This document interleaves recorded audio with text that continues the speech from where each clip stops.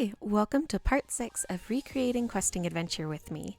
I know I said that I'll get to the elves, and I will, but first I'm going to work a bit more on Name's Quest. They're an information broker that you need to have as a party member before you can go too far in the story. While the easiest way to have her in the party is to pay her, you can also demand her pass, which makes her angry and you have to track her down. This is the part of the quest that I'm working on. I'm adding people who have seen her to make tracking her down possible, and after you get enough hints, she'll be able to be found in Seaside, where you'll still have to pay her in order for her to join as a party member. Since I'm going around to different maps, I also work on some other quests, maps, and events. At first, I had the event to find names set as switches, but then changed it to variables. That way, you did not have to find everyone in the correct order.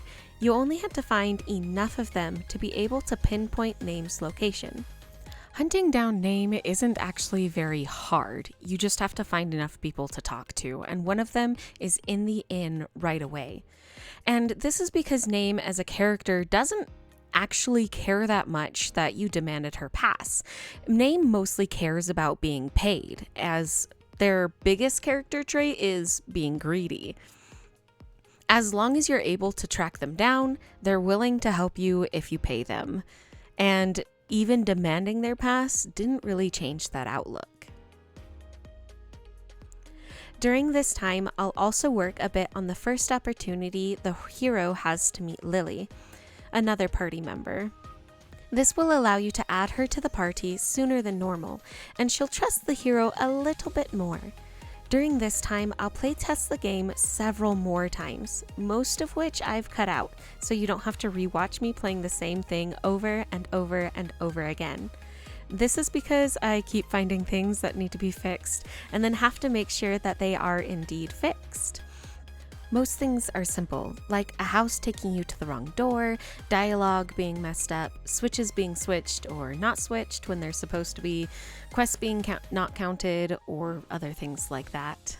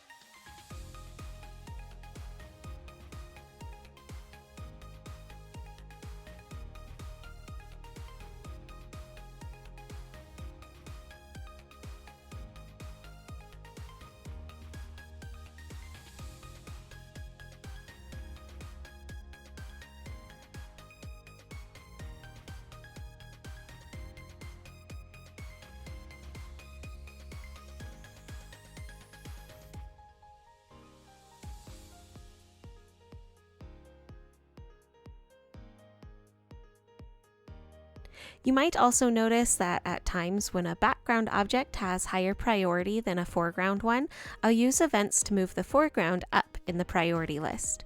Though you can change the map priority, I don't do it that often in the tile setup section of the menu because items are generally where I want them to be. It's only rarely that I use events to switch them.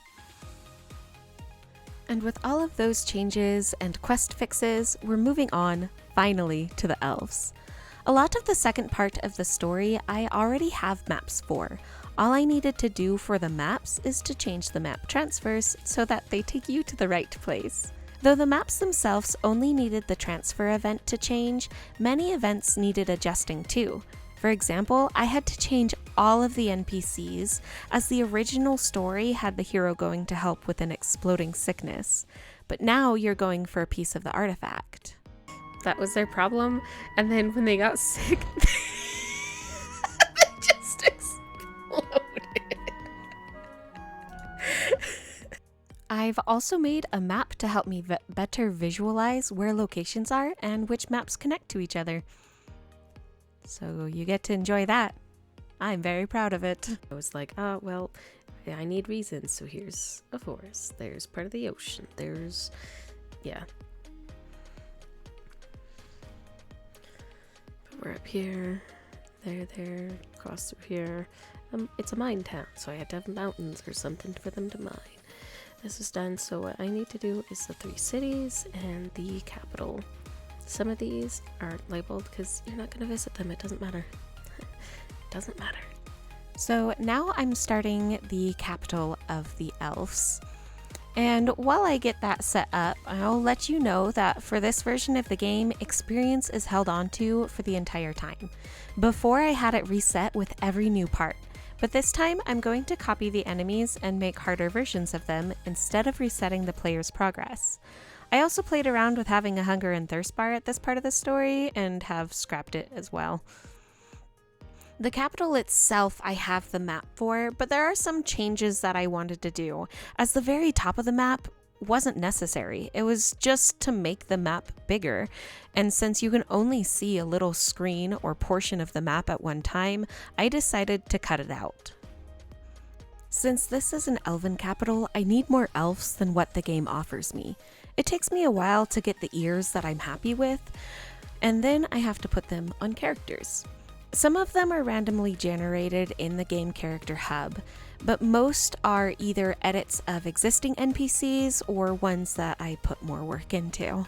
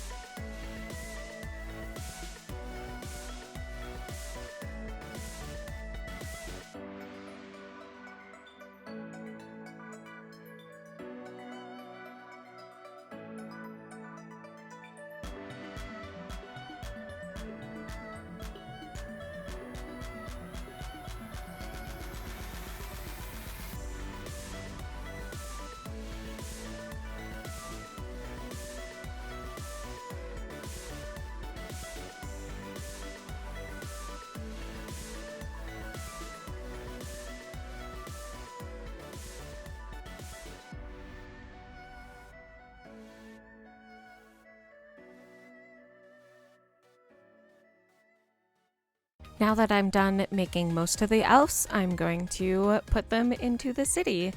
Now, this is the capital city, so there's a lot of people who live here, and currently you will see it doesn't really reflect that. I don't have too many elves out and about, so I'm planning on adding some more. Right now, I'm working on a cool water feature. I wanted it on the first layer, but the problem is that the corners of the auto tile don't fill the whole square, so you can see to the background, and I don't want that to happen. So I put it in the second layer. Some of this stuff, though, could have been switched back to the first layer if I had just used the shift key to erase the extra, but I must have forgotten about that. I have since fixed the issue, and most of it is back on the first layer. Though in the grand total of things, it doesn't really matter because I don't have enough things over the water feature that it makes a big difference. But again, I like to put as many things on the first layer as I can. With that, I hope you have a good day, evening, night, whatever it is. Remember to eat well, sleep well, and drink lots of water. Bye!